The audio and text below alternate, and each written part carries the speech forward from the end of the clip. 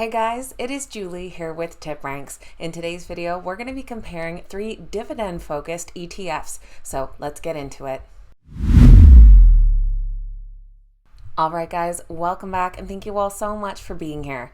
As you may know, I do have a special appreciation for dividend stocks, especially during volatile market times. They can be a key component to any well-diversified portfolio.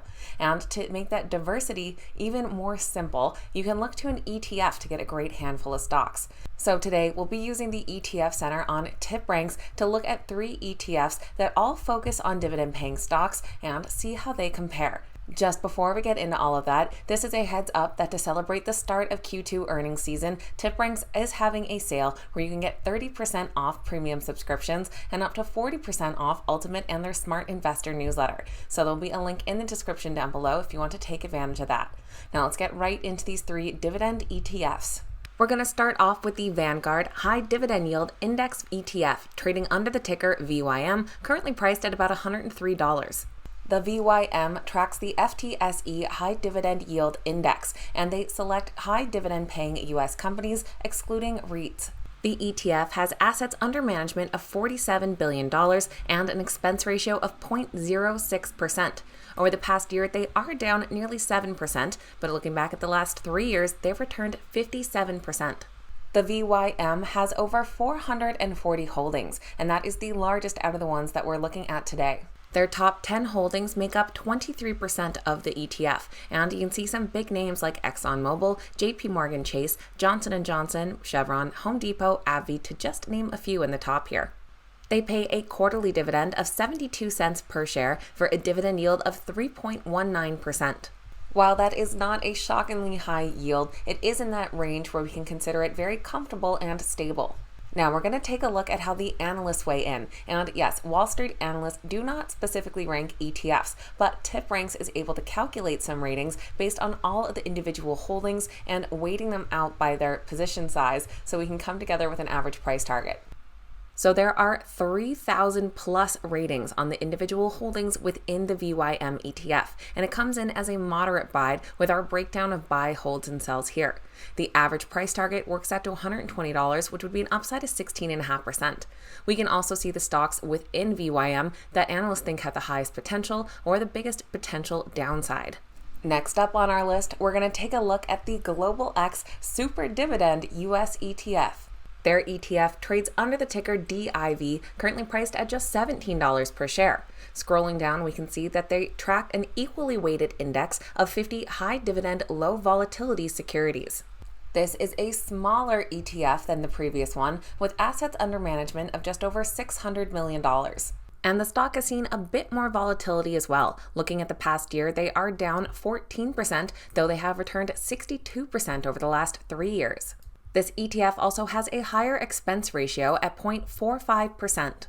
The Super Dividend ETF also has much smaller holdings. They currently have just 51 different companies within the ETF.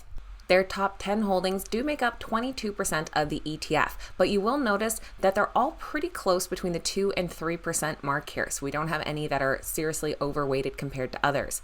We do have some big names like 3M, Altria, Walgreen Boots Alliance, Duke Energy, Kinder Morgan, Kraft Heinz, so still some big recognizable names in there as well. As the Super Dividend ETF name might imply, they do have the highest dividend yield of the 3 that we're looking at today. Their dividend yield comes in at 7.28%, plus they also pay out their dividend monthly at 10 cents per share. And with a smaller ETF also comes a smaller amount of analyst ratings. This one has about 250 ratings compared to the over 3,000 on the last one. And those weightings do come in weighing a bit more towards the hold side, with 45% hold ratings, 43% buy, and 11 sell. Their average price target of $19 would be upside potential of over 14%.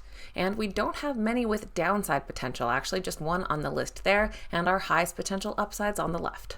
And third on our list today, we have the Invesco S&P 500 High Dividend Low Volatility ETF. Their ETF is under the ticker SPHD, currently at $41 per share. They have assets under management of $3.46 billion and an expense ratio of 0.30%. They track an index that's comprised of the least volatile, highest dividend-paying S&P 500 stocks. And with 51 stocks in their ETF, their top 10% makes up 26% and has some big names like Altria, AT&T, Verizon Communications, Kinder Morgan, and more. Similar to the others, they are in the red so far this year, currently down 10%, but over the last 3 years have returned 51%. SPHD also pays out their dividend on a monthly basis. And with a dividend of 15 cents per share, their current yield comes out to 4.14%. The holdings within this ETF have gathered over 550 different analyst ratings, and overall does come in as a hold. They do have 41% buy ratings, while 49% holds and about 10% in sells. The average price target of over $47 would be an upside potential of 15%. And of course, here we can see the stocks that have the highest upside potential and the ones with the highest downside. So a lot of factors to consider. Let's take a look at all three ETFs side by side. Taking a look at some of the highlights here, the Vanguard does have a noticeably lower expense ratio compared to the other two and did weather this past year with the least downside. Though we do love the high dividend yield of the Super Dividend ETF, it also has a much smaller asset under management and took the biggest hit this past year. I do like the monthly dividend on the Invesco S&P 500 one there, but I do also love how many holdings you get within Vanguard. Personally, I'd probably lean towards the Vanguard or Invesco ETF. I'd prefer a bit more of that stability and the broader diversification with a bigger portfolio compared to just the higher dividend yield. But I always love hearing from you guys. So let me know what of these different factors is the most important to you and what you look at when you're picking a dividend ETF. I always appreciate hearing from you guys. Keep in mind that these videos are never a suggestion to buy or sell any specific stock and are just meant for information and entertainment purposes. Please make sure you're doing your own research and due diligence before making any investment decision. If you made it to the end of today's video, don't forget to hit that thumbs up button and check out the ETF Center for yourself over on the TipRanks website. Thank you guys for watching. Have a great day, and I'll see you back here next time.